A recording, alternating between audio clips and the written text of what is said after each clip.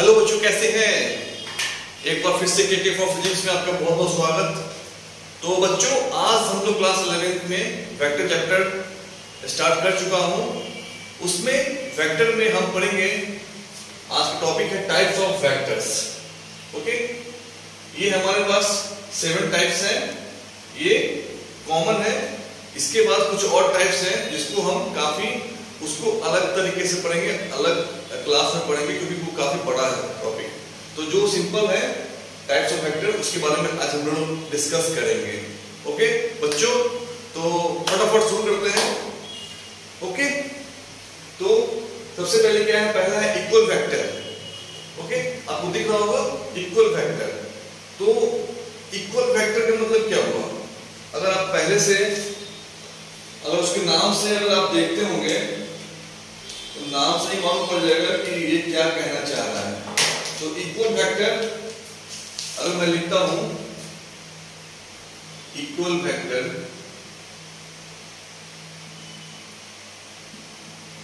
क्या है? तो इक्वल मतलब क्या हो गया? बराबर।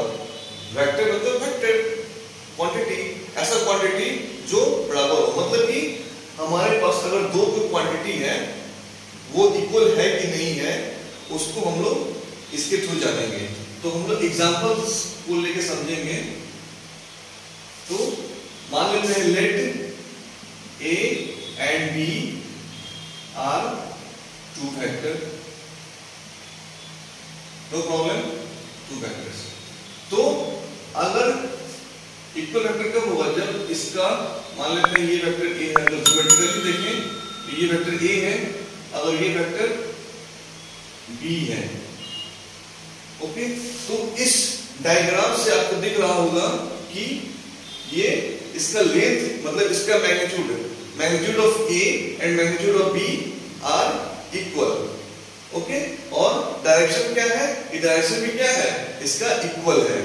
तो हम कह सकते हैं कि ऐसा दो क्वांटिटी जो या फिर जिसका मैग्नीट्यूड और डायरेक्शन सेम हो, दैट्स ऑल, इक्वल वेक्टर वो कहलाएगा। तो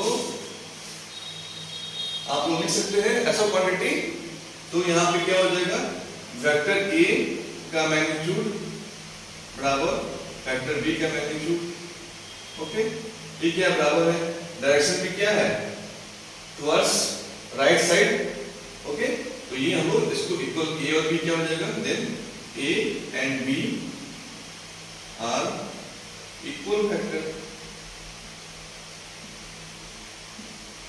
ओके, क्लियर? समझ में आ गया? तो इसको आप लोग लिख सकते हैं। तो ये वेक्टर A बराबर अगर वेक्टर B है तो क्या होगा? इफ एक कंडीशन है, इफ A वेक्टर A बराबर वेक्टर B, देन क्या होगा? मैग्नीट्यूड ऑफ A बराबर मैग्नीट्यूड ऑफ B। ये कंफर्म है? Okay, clear? लेकिन अगर किसी वेक्टर का मैग्नीट्यूड इक्वल हो, ओके, तो अगर उसका मैग्नीट्यूड इक्वल हो कोई दो वेक्टर का, तो ये कोई जरूरी नहीं है कि वो इक्वल वेक्टर हो। ये थोड़ा सा ध्यान रखना है। बट अगर वेक्टर ए दो अगर इक्वल वेक्टर है तो मैग्नीट्यूड ऑलवेज सेम होगा। क्लियर? तो इसमें आप लिखिए डेफिनेशन, मैं डिस्क्रिप्शन में डाल दूंगा डेफिनेशन, आप लोग वहां पे नोट कर लेंगे, टाइम वेस्ट नहीं करेंगे।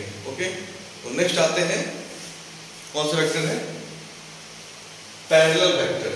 ओके, तो एक और इसमें पैरेलल वेक्टर में जाने से पहले हम अगर देखते हैं कि अगर क्वेश्चन पूछेगा एग्जांपल में कि ये वेक्टर ए है और ये वेक्टर बी है, तो क्या ए वेक्टर ए और वेक्टर बी इक्वल होगा? तो आप क्या कहेंगे? नो सर, क्योंकि इसका जो मैग्नीट्यूड है, ओके, लेंथ मान लो जैसे L, इसका लेंथ क्या है? L1 है, जो दोनों लेंथ क्या है? इक्वल नहीं है, मतलब मैग्नीट्यूड क्या है? अनइक्वल है। तो ये A vector not equal to B vector. Okay, तो ये मैग्नीट्यूड से हो गया। अगर एक और एग्जांपल हम देख लेते हैं, अगर ये वेक्टर S एक वेक्टर A है और ये वेक्टर B है, ओके, तो इसका मैग्नीट्यूड मान लेते हैं कि इसका, ओके, एक एग्जांपल ये लेते हैं, ये डायग्राम दिया हुआ है, ए वेक्टर ये है और ये वेक्टर बी है, दोनों का मैग्नीट्यूड क्या है, सेम है, लेंथ सेम है, लेकिन डायरेक्शन क्या है, इक्वल नहीं डायरेक्शन, ये इस तरफ और ये इस तरफ, तो ये क्या होगा, अनइक्वल वेक्टर होगा, नॉट क्लियर। तो आपको समझ में आ गया। ओके, नेक्स्ट आते हैं पैरेलल वेक्टर पे। ओके बच्चों, तो हम लोग नेक्स्ट सेकंड नंबर क्या है, पैरेलल वेक्टर। तो व्हाट इज पैरेलल वेक्टर, तो हमको बिल्कुल याद नहीं करना है बच्चों, हम लोग को फिजिक्स में समझना है, बस समझना है, समझ के याद करना है। तो पैरेलल, आपने अभी तक पैरेलल के बारे में समझा होगा, पैरेलल तो क्या होता है, पैरेलल लाइंस, समानांतर, ठीक है ना। तो ऐसा दो वेक्टर जिसका डायरेक्शन अगर सेम है, ओके, डायरेक्शन सेम है, तो क्या होगा, उसको हम लोग बोलेंगे पैरेलल वेक्टर। तो एग्जांपल देखते हैं हम लोग।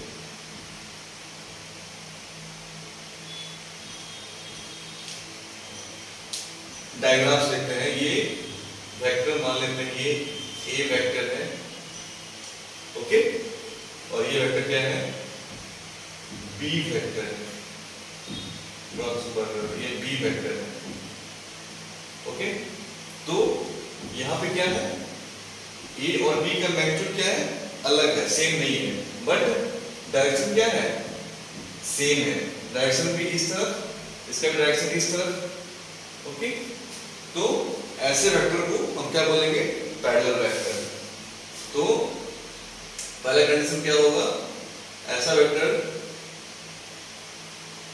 हैविंग, चाहे ऐसे लिखते हैं, both vector A and B have same direction, okay.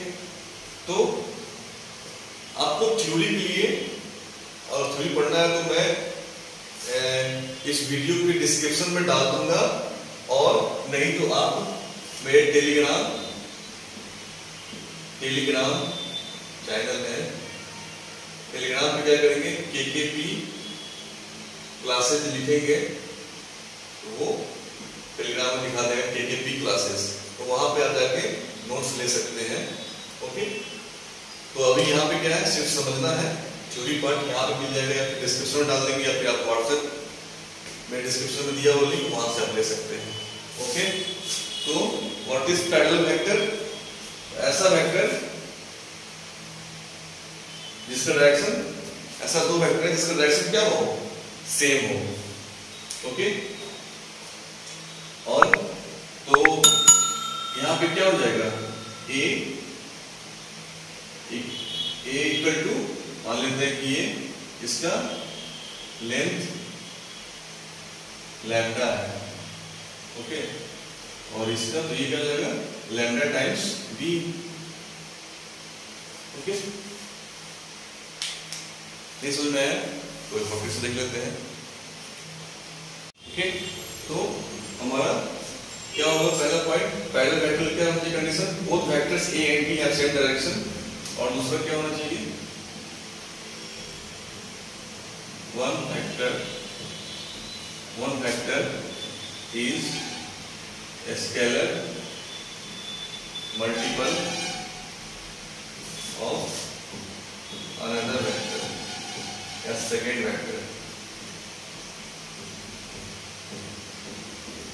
तो क्या होगी कंडीशन के लिए, टू वेक्टर केस में, two vectors A and B are parallel, then ये हमारा both vectors A and B are same direction, और one vector is a scalar multiple of second vector। तो scalar multiple मतलब, scalar में simple कोई constant या magnitude से आप मल्टीप्लाई कर रहे हैं, ठीक है ना। तो इसका एग्जांपल क्या हो जाएगा, यहाँ पर अगर लैम्डा लिए तो यहाँ पे ऐसे कर सकते हैं एग्जांपल में, A equal to 2 times B, तो ये क्या हो जाएगा, this is called parallel vector, okay. समझ में आ गया। अगर वही फिगर में क्या होगा, अगर A इस तरफ है और B इस तरफ है, तो सिंपल ए और बी क्या है, पैरेलल नहीं है। ओके, तो ये हमारा पैरेलल वेक्टर है। तो ये सब समझना है इसको, इसका एप्लीकेशन होगा। तो आपको जैसे ही बोलेगा पैरेलल वेक्टर तो आप इसको इमेजिन कर लेंगे, इसकी कल्पना करेंगे और क्वेश्चन को सॉल्व करेंगे। इसलिए इस टर्म्स को पहले जानना काफी जरूरी है। ओके बच्चों, तो आया समझ में। नेक्स्ट आते हैं हम लोग। ओके, तो बच्चों अब हम आते हैं next, anti parallel. Anti parallel, anti मतलब समझते हो, एंटी का मतलब क्या होता है? एंटी मतलब हमारे अपोजिट, एंटी पार्टी। कोई पॉलिटिकल पार्टी कोई है, कोई पॉलिटिकल पार्टी ये है, तो क्या होता है, इलेक्शन होता है तो क्या उसके एंटी में वो खड़ा होता है। तो एंटी मतलब जस्ट उल्टा, मतलब एंटी पैरेलल मतलब जो पैरेलल हमने पढ़ा था उसको उल्टा कर दो तो हो जाएगा एंटी पैरेलल। तो ऐसा दो वेक्टर एंटी पैरेलल कहलाएगा जब उसमें से जब दोनों का डायरेक्शन एक दूसरे के अपोजिट हो। ओके, बट दो जो लाइन है, जो वेक्टर है, उनका क्या होना चाहिए, पैरेलल होना चाहिए और डायरेक्शन जस्ट अपोजिट होना चाहिए। तो हम लोग थ्योरी में आने से पहले हम देखेंगे फिगर से। तो वेक्टर में आपको ज्योमेट्री का हेल्प लेना बहुत जरूरी है। बिना ज्योमेट्री के हेल्प के आप उसको समझ नहीं पाएंगे, अंदर डाल नहीं पाएंगे। तो सबसे पहली बात है, मान लेते हैं कोई दो वेक्टर, ये वेक्टर ए है और ये वेक्टर बी है। तो ऐसे वेक्टर अगर दिखेगा हमको कहीं पे तो हम क्या बोलेंगे, A and B are anti parallel. Okay, क्योंकि इसका डायरेक्शन राइट साइड में है और इसका डायरेक्शन क्या है, टुवर्ड्स लेफ्ट। ओके, तो ऐसे वेक्टर को क्या बोलेंगे, एंटी पैरेलल। तो ये तो हमारा मैथड ग्राफिकल दिया हुआ है, ज्योमेट्री दिया हुआ तो हम समझ गए, ठीक है ना। अगर हमारा मैथमेटिकली दिया रहेगा, मैथमेटिकली कोई दिया रहेगा तो हम कैसे समझेंगे। अगर लिखा रहेगा a बराबर -2b तो हम क्या बोलेंगे, a और b क्या है, एंटी पैरेलल। ओके, क्योंकि यहाँ पे माइनस साइन लग गया। माइनस साइन का मतलब क्या हुआ कि उल्टा हो जाता है। आगे हम पढ़ेंगे नेगेटिव वेक्टर, वहां पे क्लियर होगा। जैसे कि हम अब वेक्टर ए है इस तरफ, इसी को जस्ट मैं अगर उल्टा कर दूं इस वेक्टर को, मान लो जैसे कि हमारे पास ये है, ये वेक्टर ए है, दिख रहा है ना, ये वेक्टर ए है। इसको अगर हम उल्टा कर दिए, जस्ट इसके उल्टा, ये क्या हो जाएगा, -a, क्योंकि ये वेक्टर ए का मैग्नीट्यूड क्या सेम है, ठीक है। तो इस वेक्टर ए को अगर हम उल्टा कर दिए तो ये क्या हो जाएगा, नेगेटिव वेक्टर -a हो जाएगा, ठीक है ना। -a, इससे डायरेक्शन चेंज हो रहा है, तो इसको मैंने उल्टा कर दिया तो ये क्या हो गया, -a वेक्टर हो गया। बाकी का मैग्नीट्यूड और एम्पलीट्यूड दोनों क्या है, सेम है, ठीक है ना। तो उसी तरह माइनस का मतलब क्या हो गया, अपोजिट डायरेक्शन, क्लियर। और 2, 3, 4 ये तो स्केलर है, मतलब कोई मैग्नीट्यूड है, मतलब ऐसा नहीं है कि दोनों वेक्टर का मैग्नीट्यूड सेम होना चाहिए। अगर सेम है तो भी वो पैरेलल होगा, और सेम नहीं भी है तो भी पैरेलल होगा, लेकिन इक्वल नहीं हो सकता है। तो हम कह सकते हैं all parallel vectors are equal vectors, but all equal vectors are not always parallel, clear। तो पैरेलल इक्वल में क्या है, मैग्नीट्यूड भी सेम होना चाहिए और डायरेक्शन भी सेम होना चाहिए। लेकिन पैरेलल में क्या है, ऐसा कोई जरूरी नहीं, डायरेक्शन सेम होना चाहिए बट उसका मैग्नीट्यूड कुछ भी हो, डजंट मैटर, ठीक है ना। तो पैरेलल को उल्टा हो गया एंटी पैरेलल, तो हम क्या किए, a = -2b, इसको हम बोलेंगे क्या, इसको हम बोलेंगे, इसको अगर लिखा रहा है कहीं पे तो हम बोल देंगे vector a and b are anti parallel vectors. Okay, तो इस तरह से अगर ऑप्शन में वैसे पूछेगा नहीं बट आपको समझना है, तो इसको भी देख के समझना है, इसको भी देख के समझना है, ठीक है ना। तो हमारे फिजिक्स में क्या है ना, 3 चीज है, थ्योरेटिकल, मैथमेटिकल और ग्राफिकल। ये 3 चीज हर फिजिकल क्वांटिटी के पीछे हम चलाएंगे। ओके, ग्राफिकल तो बिल्कुल चलना ही चलाना है, क्योंकि क्वेश्चन वहीं से आते हैं और वहां से क्लियर भी होता है। तो मैथमेटिकल डिस्क्रिप्टिव मतलब थ्योरेटिकल पार्ट रहेगा, मैथमेटिकल उसको कन्वर्ट करेंगे, फिर मैथमेटिकल पार्ट को हम ग्राफिकल करेंगे। हम ऐसा करते रहेंगे इस चीज को। तो ये हमारा ग्राफिकल हो गया, ये हमारा मैथमेटिकल टर्म दिया रहेगा, तो हम उसको पहचान लेंगे कि ये एंटी पैरेलल है या पैरेलल वेक्टर है। तो two vectors are said to be anti parallel, theory में लिख दिया हूं। अगर दो वेक्टर एंटी पैरेलल होगा कब, व्हेन, कब, जब बोथ है अपोजिट डायरेक्शन, दोनों क्या होंगे, डायरेक्शन का अपोजिट मतलब उल्टा होगा। और मैग्नीट्यूड क्या होगा, magnitude of one is scalar multiple, मतलब 2 is the scalar multiple of magnitude of the other. Clear? ज्यादा आसान है, आप नाम से ही पकड़ सकते हैं, बस थोड़ा सा केयरफुल रहना है। ओके, तो हम आते हैं नेक्स्ट में कोलिनियर वेक्टर। क्लियर? ओके बच्चों, तो हम आते हैं नेक्स्ट पॉइंट पे, collinear vector. Collinear vector, what is collinear? तो आप लोगों को लगेगा कि सर फिर ये क्या नया वर्ड आ गया। नया कुछ नहीं, सब आपको जानते हैं। कोलिनियर, कोलिनियर, लिनियर वर्ड का आपने नाम सुना होगा, लीनियर सुना है ना, लीनियर मैथमेटिक्स में 5th 6th 7th 8th 9th 10th हर जगह मिला होगा। लीनियर मतलब क्या हुआ, स्ट्रेट लाइन। ओके, लीनियर मतलब क्या हुआ, not direction, straight line. Okay, linear. तो ये तो हो गया straight line, straight line. Okay, अब बात आती है इसका मतलब क्या हो, को का।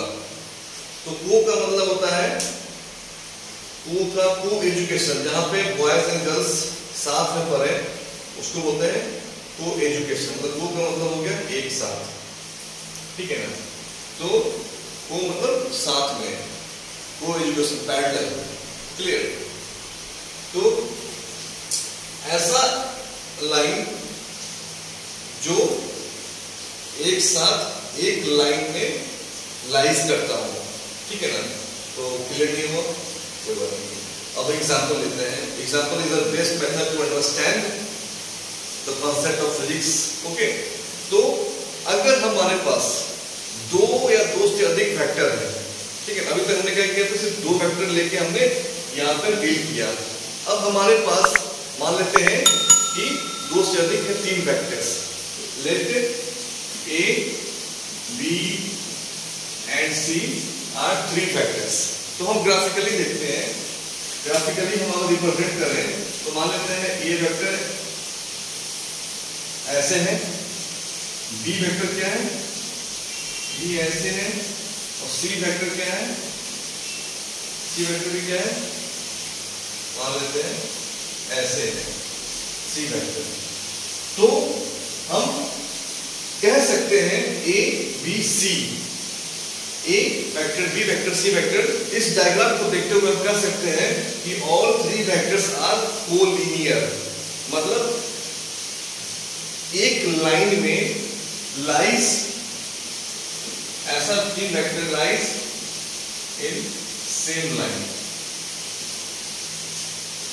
सिंपल सा वर्ड में समझना है फिजिक्स को, ज्यादा कुछ नहीं दिमाग लगाना है, थ्योरेटिकली पार्ट को रटना है।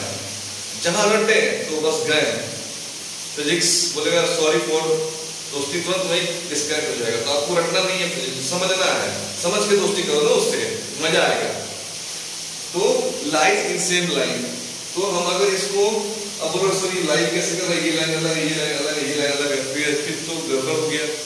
बात गड़बड़ नहीं है, हमने पहले पढ़ा था, इसकी पिछले वाले वीडियो में आप देख सकते हैं, उसमें मैंने बोला था parallel shifting method, parallel shifting. तो हम इस वेक्टर को उठा के यहाँ ले आएंगे, इस वेक्टर उठा के यहाँ ले आएंगे, तो क्या होगा, सेम लाइन में लाइज कर रहा है। So clear, like that. यार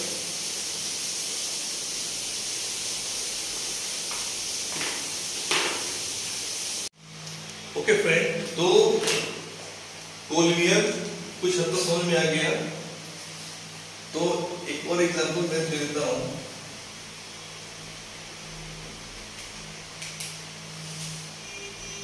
जैसे एक वेक्टर A है, ओके, एक वेक्टर बी मैंने ले लिया, एक वेक्टर सी ले लिया, तो ये क्या है, तीनों क्या है, all three vectors A B and C are collinear. Okay, तो ए वेक्टर हो गया और बी बराबर 2a मान लेते हैं, 2 टाइम्स हो गया a के, और c बराबर क्या हो गया, -3 टाइम्स a। ओके, तो ये क्या है, एक लाइन में लाइज कर रहे हैं, तो ऐसे वेक्टर को हम क्या बोलेंगे, कोलिनियर, मतलब स्ट्रेट लाइन। लीनियर मतलब स्ट्रेट, को मतलब एक साथ। ओके, तो नेक्स्ट आते हैं कोप्लेनर। ओके, देखते हैं इसको। ओके दोस्तों, तो हम देखते हैं कोप्लेनर वेक्टर। नेक्स्ट क्या है, कोप्लेनर वेक्टर। ये हो गया फ्लाइट नंबर, आप ड्रॉ कर देंगे, फ्लाइट नंबर कोप्लेनर।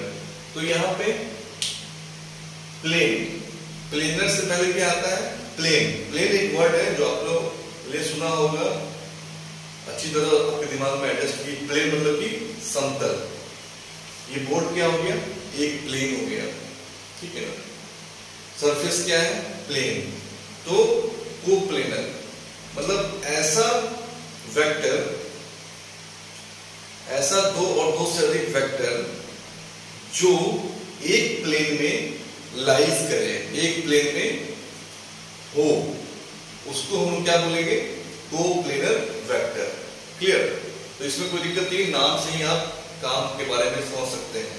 ओके, तो कोप्लेनर तो हम क्या बोलेंगे definition, if 2 or more than 2 vectors are said to be coplanar if they all lies in same plane। तो इसमें हम सिंपल एक यहां लिख सकते हैं, lies in same plane। Okay, तो यहां पे क्या हो जाएगा, 2 or more than 2 vectors are said to be coplanar if they all lies in same plane। Okay, तो हम समझते हैं 2 और मोर देन 2, तो 2 से, क्योंकि 2 या 2 से अधिक।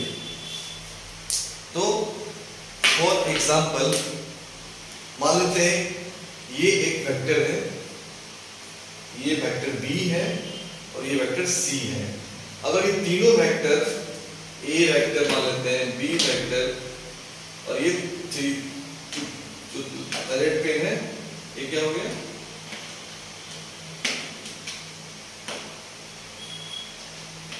ये क्या हो गया, ये क्या हो रहा है, तीनों वेक्टर क्या है, सेम प्लेन में लाइज कर रहा है। मतलब बोर्ड एक हमारा प्लेन है, व्हाइट बोर्ड क्या प्लेन है, और ये तीनों क्या है, एक प्लेन में रखा हुआ है, तो उसको बोलेंगे कोप्लेनर।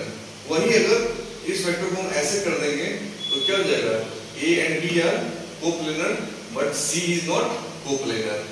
ओके, क्योंकि इसका प्लेन चेंज हो गया। तो कुछ समझ में आया।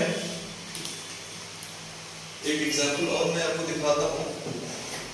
फॉर एग्जांपल ये मान लो बोर्ड इज प्लेन, तो ये क्या हो गया, ये मान लेते हैं ए है, ये बी है, तो ए और बी क्या है, एक प्लेन में है, बट सी क्या है, ये प्लेन अलग प्लेन हो गया। जैसे कि फॉर एग्जांपल अगर ये प्लेन है तो ये क्या हो गया, इसका प्लेन क्या हो गया, ये हो गया, this is the plane.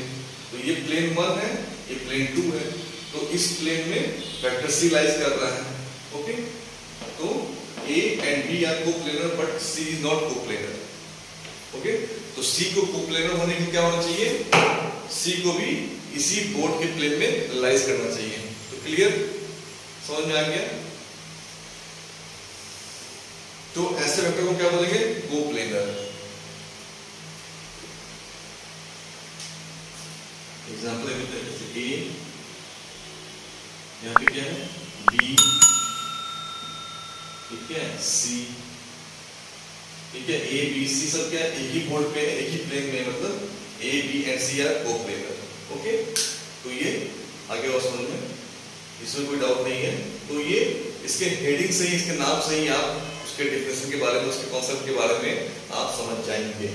Okay, next आते हैं। ओके दोस्त, तो बच्चों अब हम पढ़ते हैं नेगेटिव वेक्टर। नेगेटिव मतलब माइनस साइन दिमाग में आता है। तो ऐसा वेक्टर जिसका मैग्नीट्यूड क्या हो, सेम हो, बट डायरेक्शन क्या हो, अपोजिट हो, मतलब उसके उल्टा हो। तो एक एग्जांपल के तौर पे लेते हैं। एग्जांपल पे मान लेते हैं ए कोई वेक्टर है, ठीक है, ओके, और जस्ट इसके अपोजिट हमने क्या किया, एक वेक्टर बी बनाया, ओके, बी वेक्टर लिया। तो बी क्या है, बी माइनस अगर ए होगा तो क्या हो जाएगा, नेगेटिव वेक्टर होगा। क्लियर? तो कहने का मतलब है ऐसा दो वेक्टर जिसका मैग्नीट्यूड सेम हो बट डायरेक्शन अलग हो, उसको हम लोग बोलते हैं नेगेटिव वेक्टर। तो बी क्या हो गया, बी इज बी को क्या बोलेंगे, नेगेटिव वेक्टर। क्यों? क्योंकि ये कंडीशन फुलफिल कर रहा है कि इसका क्या है, magnitude should be same. Magnitude क्या होना चाहिए, सेम होना चाहिए। तो यहां पर देख लो, ये मान लेते हैं इसका लेंथ इक्वल दिख रहा है फिगर में, मतलब इक्वल लेके चल रहा है, लेकिन डायरेक्शन क्या है, डायरेक्शन इसका अपोजिट है। इसका इस तरफ है राइट साइड में, ये लेफ्ट साइड में देख रहा है। तो b is a negative vector, तो b इक्वल टू क्या हो जाएगा, माइनस a, ओनली उसका डायरेक्शन अपोजिट हो गया है। Okay, clear? कुछ नहीं है, आया समझ में? अब आते हैं को टर्मिनल वेक्टर। तो को टर्मिनल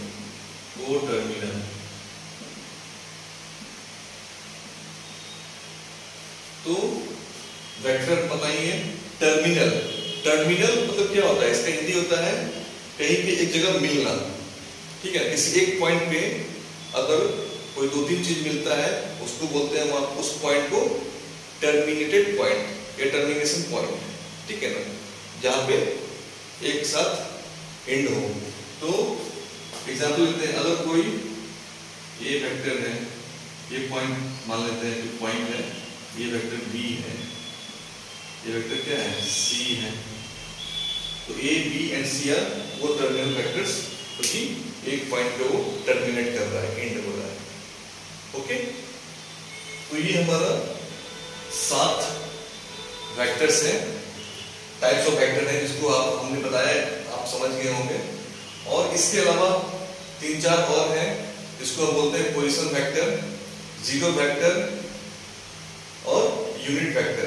ये 3 है, जिनको हम अलग डिस्कस करेंगे, क्योंकि उसको थोड़ा सा ब्रॉडली उसको एक्सप्लेन करना है अच्छे से, क्योंकि उसका एप्लीकेशन है, उसका यूज है। ओके, तो नेक्स्ट आते हैं जीरो वेक्टर पे। ओके, तो हम देखते हैं what is zero vector. Zero मतलब पता ही है, जीरो मतलब शून्य। तो जीरो भी क्या है, वेक्टर हम बोलेंगे उसको, जीरो इज आल्सो वेक्टर। तो ऐसा वेक्टर जिसका मैग्नीट्यूड क्या हो, जीरो हो, और डायरेक्शन क्या हो, आर्बिट्रेरी हो, मतलब कि वी डोंट नो, हम लोग नहीं जानते हैं किस तरफ डायरेक्शन है, ठीक है ना, उसको बोलेंगे जीरो वेक्टर, ठीक है ना। और हम लोग जीरो लिख के उसको ऐसे कर देंगे, तो हो गया जीरो वेक्टर, ठीक है। तो ये हमको मिलेगा, ऐसे मान लेते हैं वेक्टर ए, मान वेक्टर है प्लस माइनस ए कर देंगे, तो क्या निकल के आएगा, जीरो वेक्टर आएगा कि नहीं, जीरो वेक्टर बताओ। Okay, clear? तो ये हमारा a प्लस माइनस ही है, जीरो वेक्टर। इसमें कर देंगे a प्लस जीरो वेक्टर कर देंगे, तो क्या आएगा, a,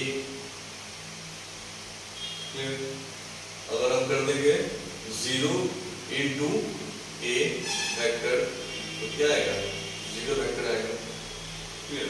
ये 0 वेक्टर है, तो इसलिए मैं थोड़ा दिखा दिया हूँ ताकि आपको कहीं अगर लिखा रहे तो आप परेशान मत होना। ये क्या है? तो 0 is also a vector quantity.